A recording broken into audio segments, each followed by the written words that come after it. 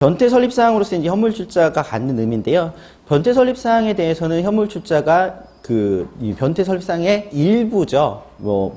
그쪽에 알고 계시겠지만 발기인이 받을 특별이익, 현물 출자, 회사가 설립 후 양수할 것을 약정한 재산, 회사가 부담할 설립 비용 이렇게 돼 있는데 사실 1, 3, 4번은 볼 일이 별로 없습니다. 실제 없으니까 거의. 그러니까 2번의 경우가 거의 변태 설립 사항이 다다. 라고 보시면 되고, 그랬을 적에 이제 현물 출자에 대해서 세 번째 단락입니다. 변태 설립 사항으로 현물 출자의 경우에는 현물 출자를 하는 자의 성명과 그 목적인 재산의 종류와 수량, 가격과 이에 부여할 주식의 종류와 수는 정관의 상대적 기재 사항으로 이를 기재하여야 효력이 있다라고 돼 있어요. 그러면 정관 작성은 언제 일어나는가? 맨 처음 일어납니다. 그러니까 정관을 작성하기 전에 이 수량과 종류와 가격과 부여할 주식수가 정해져 있다는 얘기죠. 그죠? 시사점은 이걸 보시면 되겠습니다.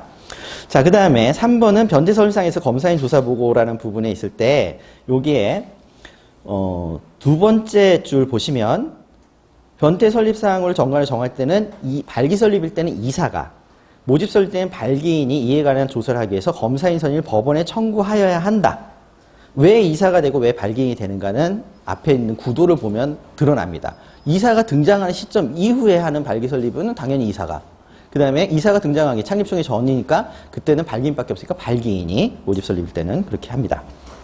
자, 이때 발기 설립 같은 경우는 법원이 선임한 권사인이 이를 조사해서 법원에 보고를 하게 되는데 더 이상 회사에서는 자발적으로 뭘 안 하기 때문에 법원이 이 검사인의 조사 보고서를 심사해서 부당하다고 인정할 때는 변경권이 있어요. 그러니까 법원이 세게 관여를 합니다.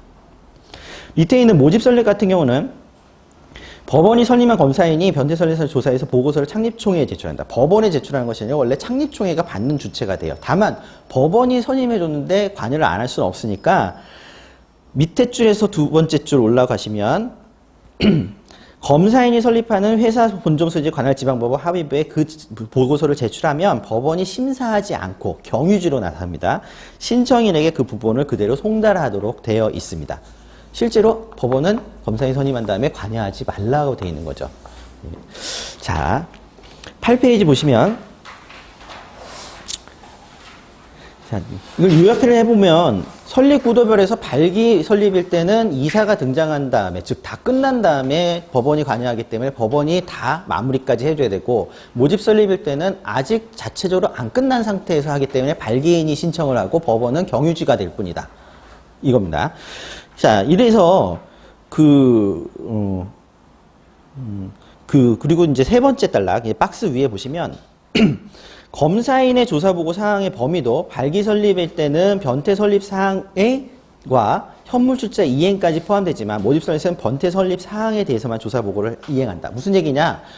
이게 변태 설립 사항에서 현물 출자로만 국한해놓고 보면 현물 출자에 관한 조사보고를 한다는 감정평가나 검사인이 할 수 있는 건 뭐냐?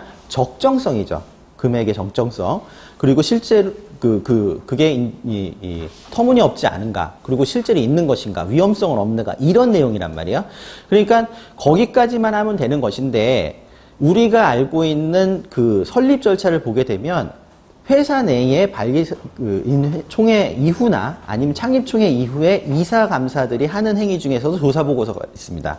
그 조사보고서 내용에 뭐 여태까지 했던 게 잘 돼 있다, 이런 내용이 써 있죠. 그 내용이 현물 출자에 대해서 평가가 이루어진 시점 이후에 그 이사감사들이 하게 되면 굳이 현물 출자가 제대로 이행이 됐는지, 가격 정정성은 감정인이 할 거고 이행이 됐는지를 볼 필요가 없다는 거예요. 그거는 그 이사감사가 하면 돼요. 근데 발기 설립, 그럴 때 모집 설립 같은 경우는 그게 가능하죠. 왜? 창립총회에서 비로소 이사감사가 선임되고 그 이사감사들이 지금까지 이루어졌던 내용들을 하고 현물출자의 적정성은 평가서를 봤으니까 그 다음에 이게 재산이 제대로 인도됐느냐, 이행이 됐느냐, 이거를 봐주면 돼요. 그러니까 감정인이나 검사인은 어디까지만? 현물출자의 평가 적정성까지만 해주면 돼요. 근데 발기 설립 같은 경우는 이미 다 끝났단 말이에요.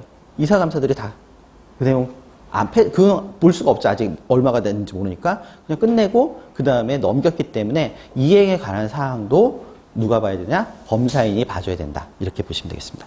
그래서 9페이지하고 10페이지는 그런 거를 이제 표로 이제 정리를 해놨던 것이고, 거기서 9페이지 같은 경우는 이게 위에 있는 발기 설립에서 모든 게 다 끝난 다음에 검사인 조사 보고가 시작이 된다. 이거를 보여드린 거고, 그 다음에 10페이지 같은 경우는 모집 설립 시에 이 표를 나타냈을 적에 이 창립 총회라는 부분 밑에서 세 번째 박스죠. 거기 위에 검사인 조사 보고서가 있다. 이런 내용들을 정리하는 거니까 나중에 앞부분을 읽어보실 때 그냥 편하게 보시고 실제로 실무하실 때는 이 표를 보고 어느 위치에서 뭐를 챙겨야 되는가를 보시면 되겠죠. 그죠?